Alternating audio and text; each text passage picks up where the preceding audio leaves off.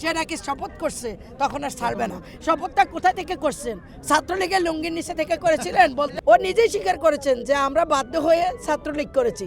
তো তাদের আবার এখন বাধ্য হয়ে ওনারা এখন ওই যে বের হয়ে হঠাৎ করে মুখোশ খুলে বের হয়েছে, বের হয়ে এখন ওনারা জামাত লীগ করেন। এখন আমরা বলবো, এই হাসিনা তুই সাহস লাগতে এসে দেখ তারেক রহমান বাংলাদেশে আসছে কিনা। তারেক রহমান আমরা বলেছিলাম আসবে ফিরে বীরের বেশে, তারেক রহমান বাংলাদেশে ঠিকই তিনি বীরের বেশে আসছে ফিরে বাংলাদেশে।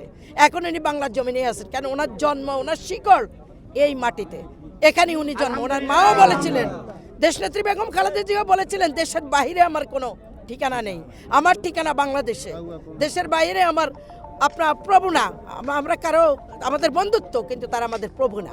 তো এখন ওনারই উত্তরস্বরী জিয়াউর রহমানের উত্তরস্বরী আজকে আমরা যেখানে দাঁড়িয়ে আছি, শহীদ প্রেসিডেন্ট জিয়াউর রহমান, যার আদর্শে গড়া দলটা করি, যিনি 78 সালে দলটা গঠন করে 3টা বছর মাত্র তিনি সময় পেয়েছেন, তাতে টেকনাফ থেকে তেঁতুলিয়া, রূপসা থেকে পাথুরিয়া পর্যন্ত তিনি যেভাবে দল গঠন করেছেন দল মত নির্বিশেষে।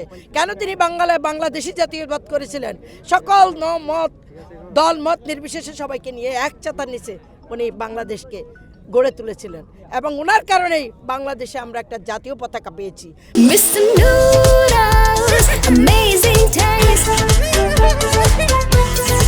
ওনার কারণেই আমরা বাংলাদেশ নামক একটা দেশ পেয়েছি, একটা মানচিত্র পেয়েছি। আমরা আজীবন আমাদের এই ঋণ শোধ করা যাবে না, এই জাতি শোধ করতে পারবে না।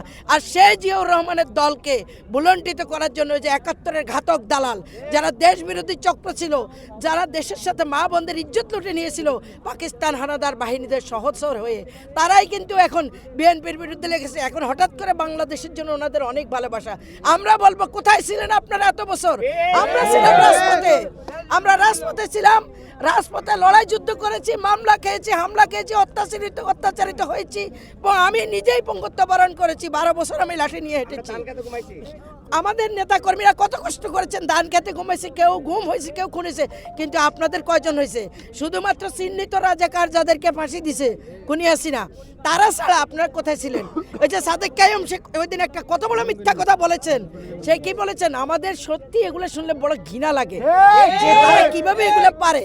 ও নিজেই স্বীকার করেছেন যে আমরা বাধ্য হয়ে ছাত্রলীগ করেছি।